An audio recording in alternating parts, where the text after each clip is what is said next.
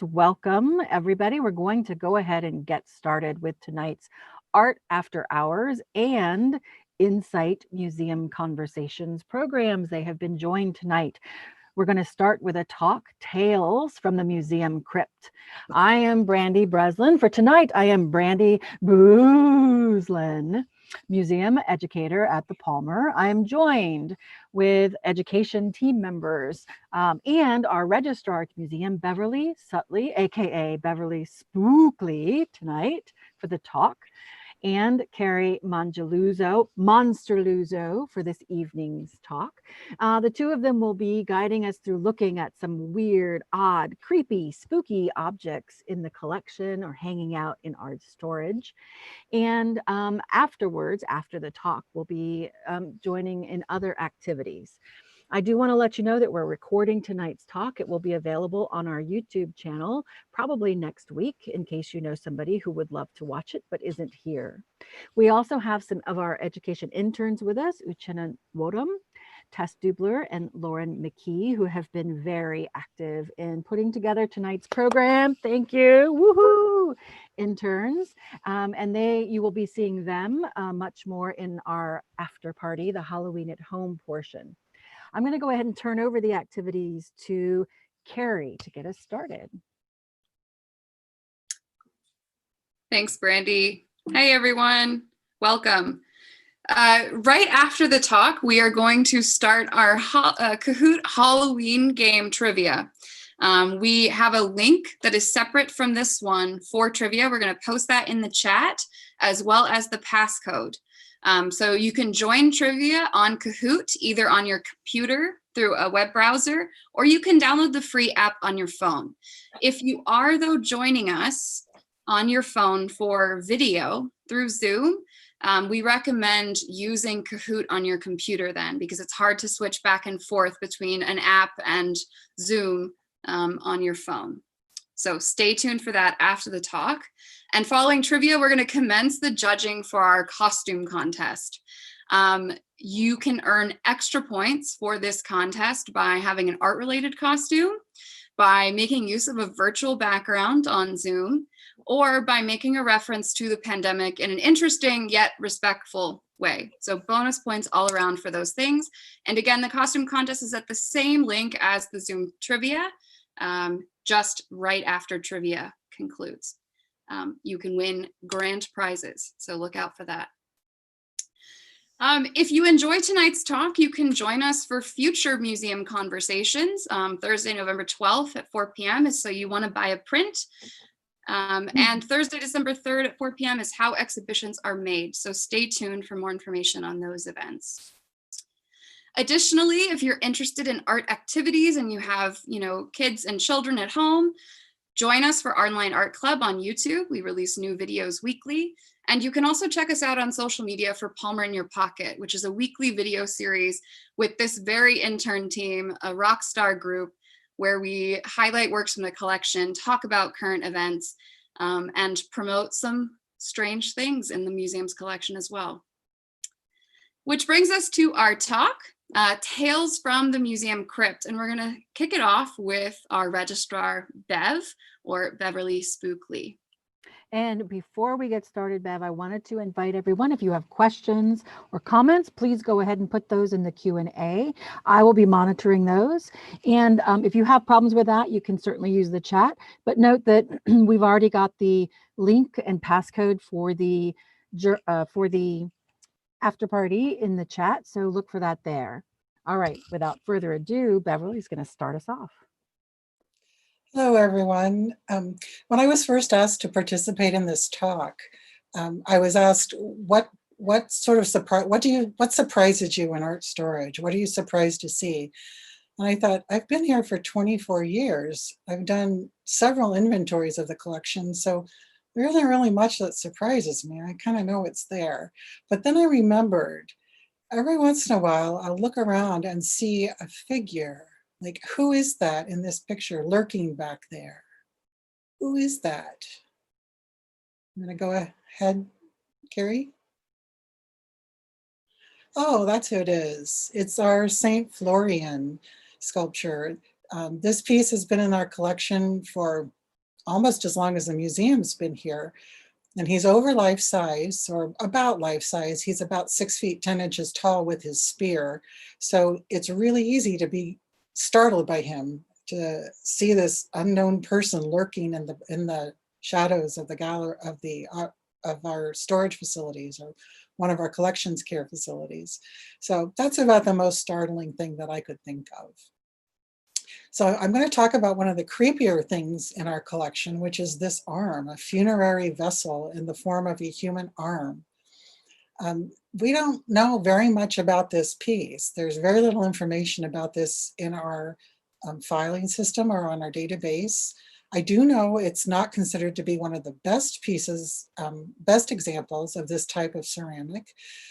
But it is part of the tradition of funerary ceramics in human, animal, and plant forms, which are found in shaft tombs in the Colima region of Mexico. That's the southwest region, southwest area of Mexico. This is really strange imagery, and because the civilization from which it came did not leave a written language, we really don't know very much at all about it. However, the donor who gave this piece to the museum was Edward Mattill. He was a member of Penn State's art education faculty and later the head of the Department of Art Education. He and his wife Betty were avid travelers and also collected widely everywhere they went. When he gave this piece to the museum, he told me what he thought the piece was about. And to him, he was assumed that the person in whose grave this was had developed a blood poisoning, that their hands swelled up, and eventually the blood poisoning caused a death. So that Dr. Mattill thought that this related to the person's death, who was in whose tomb it was found in. Anyway, it's an odd thing to find when you're opening cabinets or looking at shelves in our collection. It's an odd thing to suddenly see this severed hand.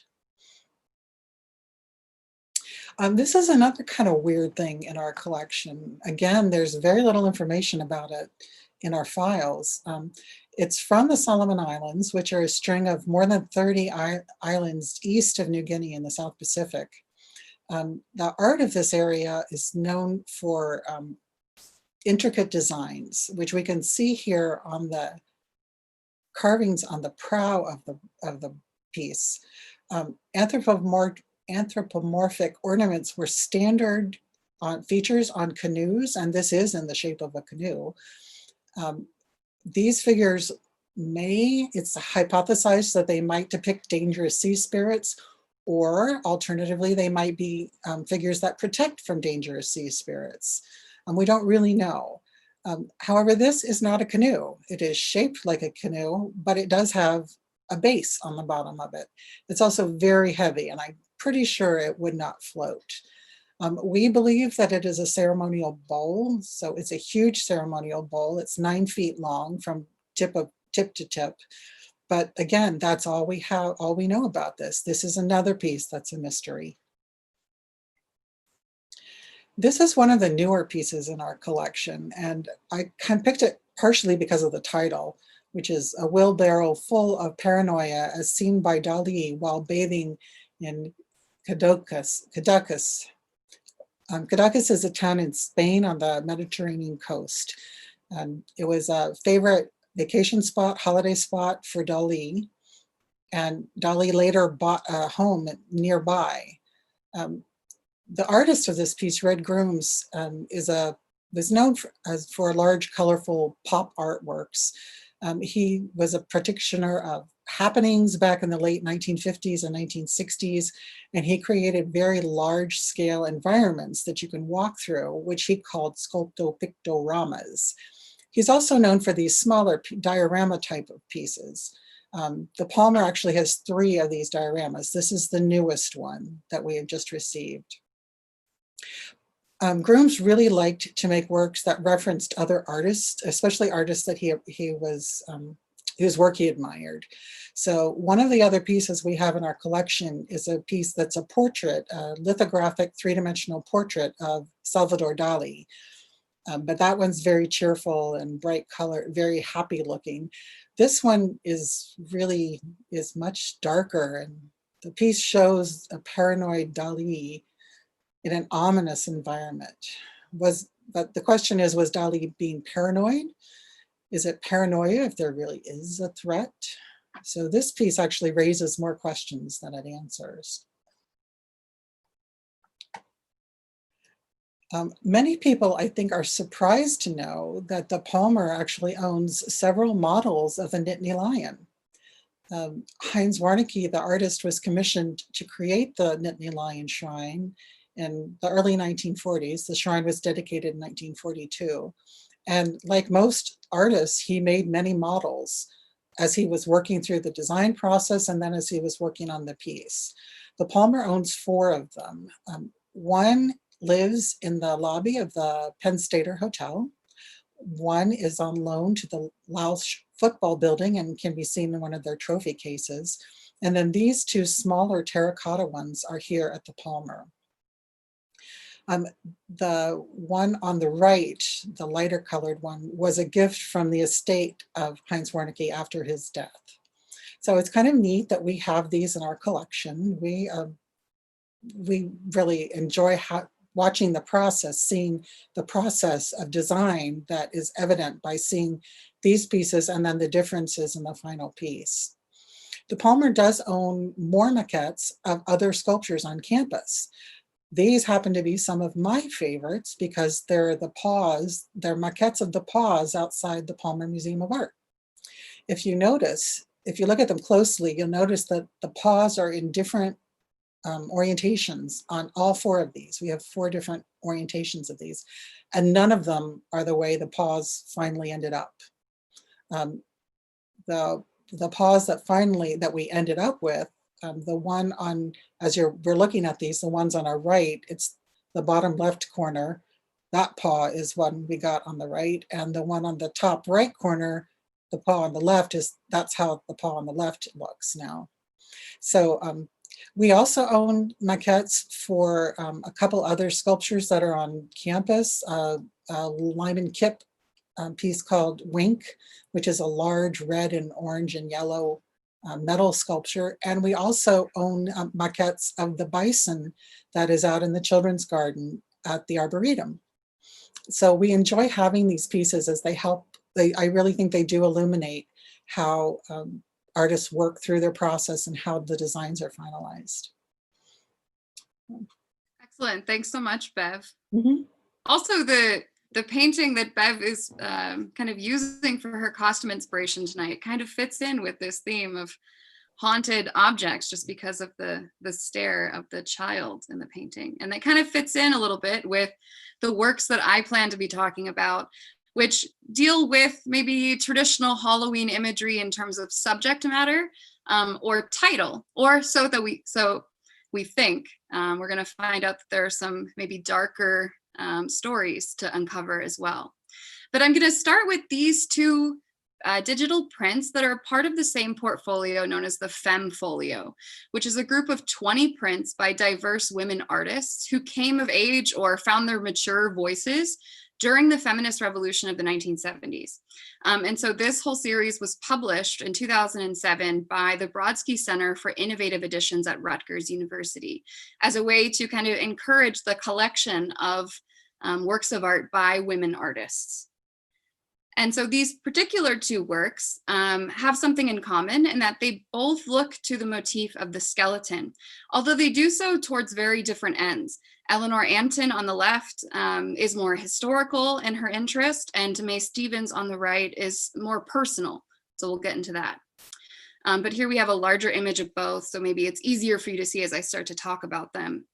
Eleanor Antin on the left is a conceptual artist known for her reinventions of familiar historical, fictional, and contemporary characters. The title of this work, Dance of Death, tells us that this is a representation of a medieval allegorical concept of the universality of death as well as the equalizing power of death.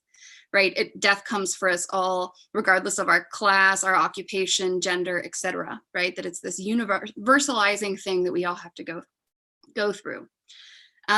representations of this subject, the dance of death, often feature a procession of living figures, usually arranged in order of rank. So you'd have like the Pope and the Emperor, from, to clerks, hermits, children, peasants, but they're in rank of some kind of hierarchical social class or standing. And then they are also shown alongside representations of death, often skeletons, that are shown leading those living figures to the grave. And consequently, this allegory gained momentum in the mid-14th century, likely due to this obsession with death because of the Black Death and the devastation of the Hundred Years' War, which feels very real given our current situation going through the COVID pandemic. But Anton here, as a contemporary artist, reinvents this popular allegory within the setting of the modernist grid, right? She's organizing these different skeletal figures within a grid of 9, rather than having it as a procession, kind of sharing all these figures, sharing a ground.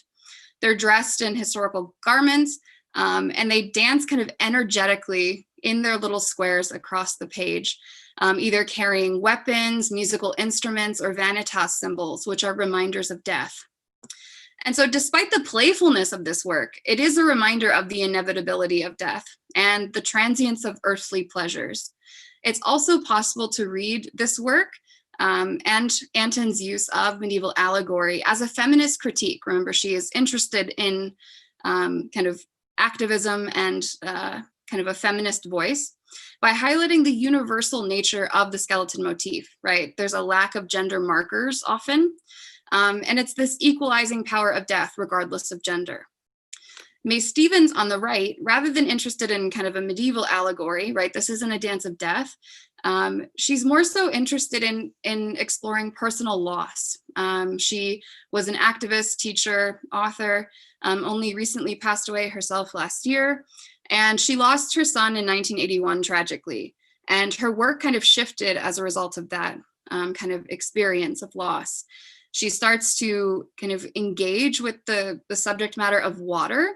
And she references it or refers to it as kind of the rivers in which that she ended up laying the remains, scattering ashes of her loved ones and laying them to rest. And so this particular work, the band played on, represents a group of well-dressed skeletons set within a waterscape. You can see the 2 figures in the foreground in a boat of sorts that kind of hint at this waterscape. The skeletons are shown engaging with ephemeral and fleeting pleasures of life, like playing music and singing, and they call attention to then this paradox of life and death. And you can even note that there's a drum kit at the center, and Los Temerarios, excuse my poor pronunciation of Spanish, which references a Mexican band who has a popular song titled How I Remember You, and whose name means the reckless daredevils. So Stevens harnesses her personal experiences in her work to reflect on mortality and loss. We also have this work by Salvador Dali, and I think out of any artist in the history of art, maybe, Salvador Dali really is well suited to Halloween. He is a surrealist. His kind of personality was larger than life. He was the celebrity figure. And we're going to hear more about him in trivia. So if you know a lot about Dali, you're set up to do well tonight. But this particular work is not from his surrealist phase. Salvador Dali actually was only a surrealist for a little portion of his really long career. Over seven decades, really, is his career. And this work comes from a series of 31 dry point engravings of works of Shakespeare. This series is from 1968, and it's a 2-part series. The second set was from 1971. And in particular, you can see that this is a work that is representing Hamlet, right? We have this figure at center who's kind of silhouetted. Above the figure is a radiating skull, which is arguably the most finished thing in the composition. And we also have a spider at the top creeping in. And so for any Shakespeare enthusiast, you'll recognize that this is a representation of the grave digging scene where Hamlet and a friend, Horatio, are entering a graveyard, and they, see two grave diggers who are singing along as they are preparing a new grave and kind of removing remains to make space for this new grave. Hamlet eventually kind of knocks over some other remains and picks it up, eventually gets into a confrontation and kind of discussion with the gravedigger and finds out that he is holding the skull of Yorick, who was a court jester that he knew in childhood. And he's kind of appalled and goes off on this kind of monologue, right? Wondering about, who possibly could this be, and this occupation, who is the occupation of this person, and getting into this idea of death as this universalizing concept as well. But he's having this existential moment in the graveyard. And so even though Salvador Dali is not giving us this setting, right, this spooky kind of cemetery setting, we only have these three elements, and yet we get this kind of dark, eerie sense of this moment in Shakespeare's work. And this is true of all of the works in this series, that Dali is really picking out these dark, violent moments, tragic moments in Shakespeare, even in plays that are mostly comedies. And so that's what Dali is really interested in. What I find kind of fascinating about this work too, is I've had kind of conversations with others of what is the positioning of this main figure in the foreground? Do you think that he is facing out towards us as the viewer, with arms kind of thrown back, and you can kind of see these marks in the foreground that look like feet, possibly? Or actually, is it a full-fledged figure in a cape with arms reaching out towards this skull and, casting shadows? And I think this ambiguity is something that Dali is intentionally playing up. Because if it is a figure that's facing towards the viewer, it looks like he's been decapitated, and possibly the skull then belongs to the figure. And is it this, half dead, half living kind of creation? As well as the spider that's included at the top. There's not a spider in the grave digging scene. There aren't references to spiders throughout Hamlet, although the spider is a kind of symbol that Shakespeare uses frequently. And he's talking about particular characters in different plays for the way that they kind of trap and ensnare their enemies, similar to how a spider weaves a web to catch enemies as well. So the inclusion of that kind of figure, that symbol as well, kind of elaborates on this scene. We also have this work here by Edgar Imler, who actually is an artist that I was not familiar with prior to kind of researching for this talk. And so he's actually from central Pennsylvania. He died in Altoona, and he was an artist that was employed through the Federal Art Project of the Works Progress Administration under the New Deal. This work's title, Zombie Passage, which for us, it seems fitting to talk about for Halloween, actually maybe has a little bit darker of a story. The date of its creation, 1935, align it with the end of the US occupation of the Sovereign Republic of Haiti. Given this information, it's likely that we're looking at an Americanized representation of the concept of the zombie, which has roots in Haitian folklore and the Middle Passage of the Atlantic slave trade. In Haitian folklore, a zombie refers to one of two things, which reflect the concept of soul dualism, right? You have a body and a spirit. So one, a dead person who's physically revived by a bokor or a negative priest in Vodou. And two, an incorporeal entity that is said to be part of the human soul. Ethnobiologist Wade Davis writes in his 1988 book, Passage of Darkness, The Ethnobiology of the Haitian Zombie, that zombification was a form of social sanction that was imposed by recognized secret societies as a means for maintaining order and control in local communities for those who break the most serious of laws. Davis goes on to note as well that such little serious academic research on the zombification in Haiti has yet to be done, but yet this phenomenon had so electrified the world that it had been used in an explicitly racist way to denigrate both a people and their religion. Kate Ramsey, who's a professor of Caribbean history at the University of Miami, studies how the US occupation of Haiti exacerbated the anti-superstition campaigns against Haitian Vodou. During the decades of US presence on Haitian soil, the Marines exploited the masses through the establishment of a neo-slave labor system. This system, combined with legal trials and the confiscation and destruction of ritual objects, entirely undermined Haitian cultural heritage. And an onslaught of Hollywood films like the 1932 White Zombie with Bela Lugosi and other cultural productions maligned and misrepresented Haitian Vodou as voodoo, which is how a lot of those of us in this country refer to this religion. But actually those who practice it refer to it as Vodou, by aligning the religion with sorcery and black magic, which is not actually the case or part of Vodou practices. Ramsey notes that it was in the context of films, books, and theater that this figure of the Marine, the American Marine, as an authority on voodoo emerged, representing the ultimate symbol of white power, right?